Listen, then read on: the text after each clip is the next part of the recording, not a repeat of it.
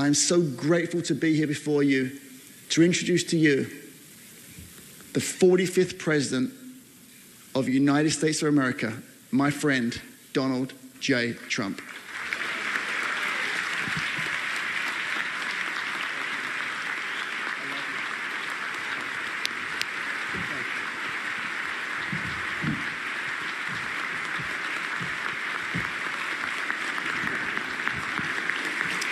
Thank you, Mark. So nice.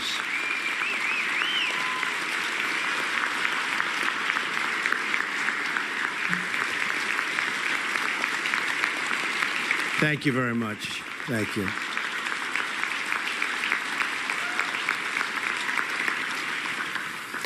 Thank you very much. It's a great honor to be here this morning, and so many faith leaders, very, very important people to me from across our magnificent nation, and so many leaders from all across the globe.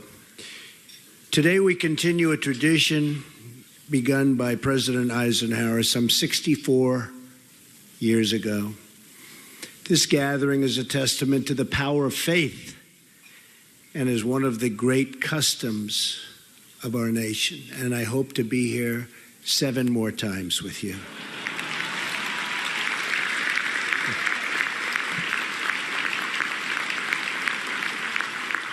I want very much to thank our co-chairs, Senator Boozman and Senator Coons, and all of the congressional leadership. They're all over the place. We have a lot of very distinguished guests. And we have one guest who was just sworn in last night, Rex Tillerson, Secretary of State. Going to do a great job. Some people didn't like Rex because he actually got along with leaders of the world. I said, no, you have to understand, that's a good thing. That's a good thing, not a bad thing. He's respected all over the world, and I think he's going to go down as one of our great, great secretaries. We appreciate it. Thank you. Thank you, Rex. Thank you as well to Senate Chaplain Barry Black for his moving words. And I don't know, Chaplain, whether or not that's an appointed position. Is that an appointed position? I don't even know if you're a Democrat or if you're a Republican, but I'm appointing you for another year. The hell with it. And I think it's not even my appointment. It's the Senate's appointment, but we'll talk to them. Your son is here. Your job is very, very secure, okay? Thank you, Barry. Appreciate it very much. I also want to thank my great friends, though. Roma. Where's Roma? Beautiful Roma Downey. The voice of an angel. She's got the voice. Every time I hear that voice is so beautiful. That everything is so beautiful about Roma, including her husband, because he's a special, special friend, Mark Burnett, for the wonderful introduction. So true. So true. I said to the agent, I'm sorry. The only thing wrong, I actually got on the phone, fired him myself, because he said, you don't want to do it. It'll never work. It'll never, ever work. You don't want to do it. I said, listen. But I really fired him after it became the #1 show. It became so successful. And he wanted a commission, and he didn't want to do the show. That's when I really said. But we had tremendous success on The Apprentice. And when I ran for president, I had to leave the show. That's when I knew for sure I was doing it. And they hired a big, big movie star, Arnold Schwarzenegger, to take my place. And we know how that turned out. The ratings went right down the tubes. It's been a total disaster. And Mark will never, ever bet against Trump again. And I want to just pray for Arnold, if we can, for those ratings, okay? But we've had an amazing life together the last 14, 15 years, and an outstanding man. And thank you very much for introducing me. Appreciate it. It's a great honor. I also want to thank my dear friend, Vice President Mike Pence, who has been incredible. And incredible wife, Karen. And every time I was in a little trouble with something, where they were questioning me, they'd say, but he picked Mike Pence. So he has to know what he's doing. And it's true. He's been, on the scale of 0 to 10, I rate him a 12, okay? So I want to thank you. Thank you very much. Appreciate it. But most importantly today, I want to thank the American people. Your faith and prayers have sustained me and inspired me through some very, very tough times. All around America, I have met amazing people whose words of worship and encouragement have been a constant source of strength. What I hear most often as I travel the country are 5 words that never, ever fail to touch my heart. That's, I am praying for you. I hear it so often. I am praying for you, Mr. President. No one has inspired me more in my travels than the families of the United States military. Men and women who have put their lives on the line every day for their country and their countrymen. I just came back yesterday from Dover Air Force Base to join the family of Chief William Ryan Owens as America's fallen hero was returned home. Very, very sad, but very, very beautiful. Very, very beautiful. His family was there. Incredible family, loved him so much, so devastated. He was so devastated. But the ceremony was amazing. He died in defense of our nation. He gave his life in defense of our people. Our debt to him and our debt to his family is eternal and everlasting. Greater love hath no man than this, that a man lay down his life for his friends. We will never forget the men and women who wear the uniform. Believe me.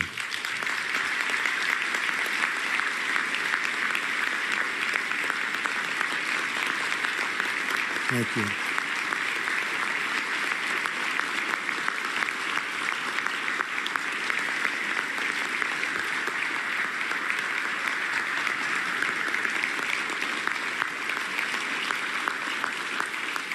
From generation to generation, their vigilance has kept our liberty alive. Our freedom is won by their sacrifice, and our security has been earned with their sweat and blood and tears. God has blessed this land to give us such incredible heroes and patriots. They are very, very special, and we are going to take care of them.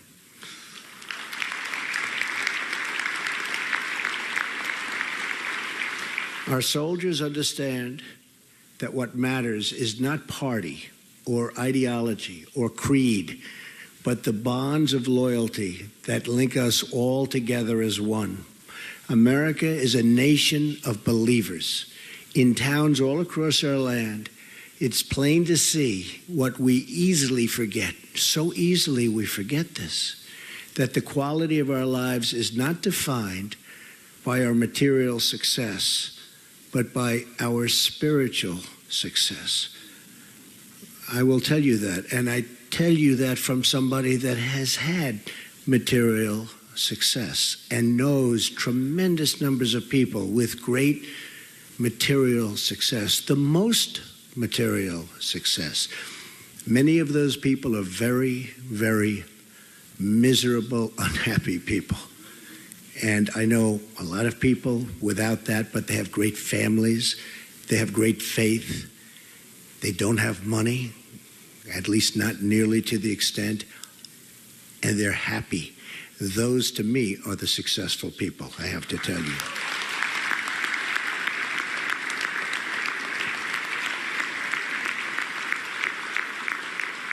I was blessed to be raised in a churched home. My mother and father taught me that to whom much is given, much is expected. I was sworn in on the very Bible from which my mother would teach us as young children. And that faith lives on in my heart every single day. The people in this room come from many, many backgrounds. You represent so many religions and so many views. But we are all united by our faith in our Creator and our firm knowledge that we are all equal in His eyes. We are not just flesh and bone and blood. We are human beings with souls. Our republic was formed on the basis that freedom is not a gift from government, but that freedom is a gift from God.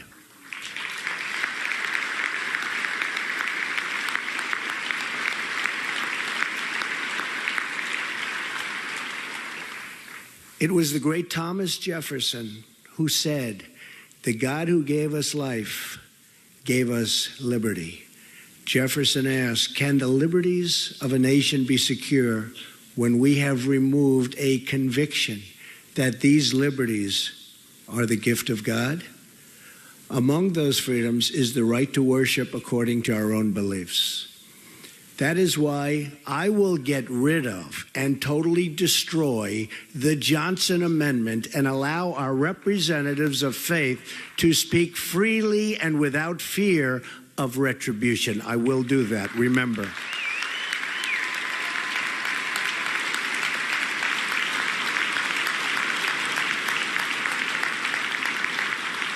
Freedom of religion is a sacred right, but it is also a right under threat all around us, and the world is under serious, serious threat in so many different ways, and I've never seen it so much and so openly as since I took the position of president. The world is in trouble, but we're going to straighten it out, okay? That's what I do. I fix things. We're going to straighten it out.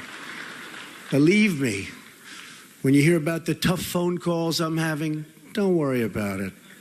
Just don't worry about it. They're tough. We have to be tough. It's time we're going to be a little tough, folks. We're taken advantage of by every nation in the world virtually. It's not going to happen anymore. It's not going to happen anymore. We have seen unimaginable violence carried out in the name of religion. Acts of wanton slaughter against religious minorities. Horrors on a scale that defy description. Terrorism is a fundamental threat to religious freedom. It must be stopped, and it will be stopped. It may not be pretty for a little while. It will be stopped. We have seen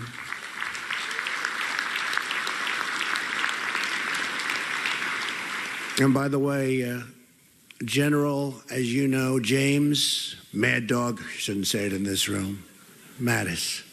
Now, there's a reason they call him Mad Dog Mattis. Never lost a battle, always wins them, and always wins them fast. He's our new Secretary of Defense. We'll be working with Rex. He's right now in South Korea, going to Japan, going some other spots. I'll tell you what, I've gotten to know him really well. He's the real deal. We have somebody who's the real deal working for us, and that's what we need. So you watch. You just watch. Things will be different. We have seen peace-loving Muslims brutalized, victimized, murdered, and oppressed by ISIS killers. We have seen threats of extermination against the Jewish people. We have seen a campaign of ISIS and genocide against Christians where they cut off heads. Not since the Middle Ages have we seen that. We haven't seen that, the cutting off of heads. Now they cut off the heads. They drown people in steel cages. Haven't seen this. Nobody's seen this for many, many years. All nations have a moral obligation to speak out against such violence. All nations have a duty to work together to confront it, and to confront it viciously if we have to. So I want to express clearly today to the American people that my administration will do everything in its power to defend and protect religious liberty in our land. America must forever remain a tolerant society where all faiths are respected and where all of our citizens can feel safe and secure. We have to feel safe and secure. In recent days, we have begun to take necessary action to achieve that goal. Our nation has the most generous immigration system in the world. But these are those, and there are those, that would exploit that generosity to undermine the values that we hold so dear. We need security. There are those who would seek to enter our country for the purpose of spreading violence or oppressing other people based upon their faith or their lifestyle. Not right. We will not allow a beachhead of intolerance to spread in our nation. You look all over the world and you see what's happening. So in the coming days, we will develop a system to help ensure that those admitted into our country fully embrace our values of religious and personal liberty, and that they reject any form of oppression and discrimination. We want people to come into our nation, but we want people to love us and to love our values, not to hate us and to hate our values. We will be a safe country, we will be a free country, and we will be a country where all citizens can practice their beliefs without fear of hostility or fear of violence.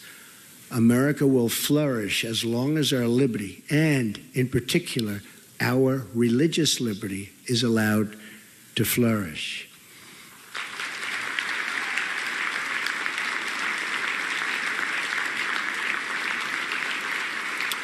America will succeed as long as our most vulnerable citizens, and we have some that are so vulnerable, have a path to success. And America will thrive as long as we continue to have faith in each other and faith in God.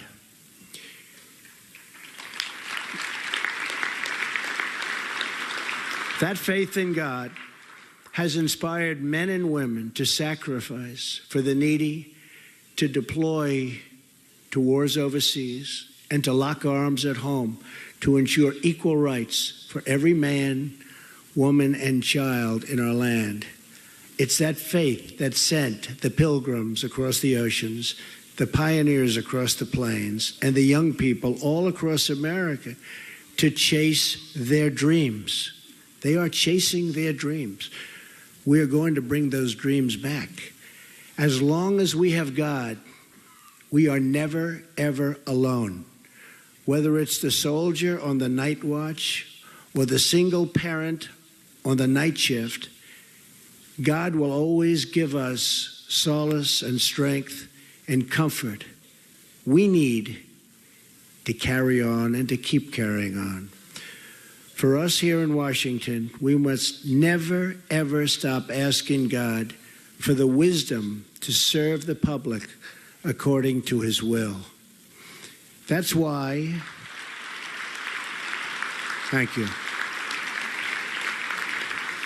That's why President Eisenhower and Senator Carlson had the wisdom to gather together 64 years ago to begin this truly great tradition.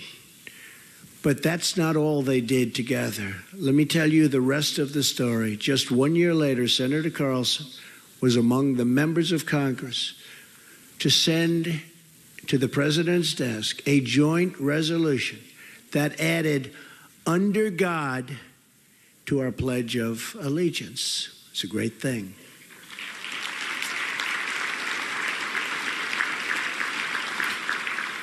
Because that's what we are. And that is what we will always be, and that is what our people want. One beautiful nation under God. Thank you, God bless you, and God bless America. Thank you very much. Thank you. Thank you.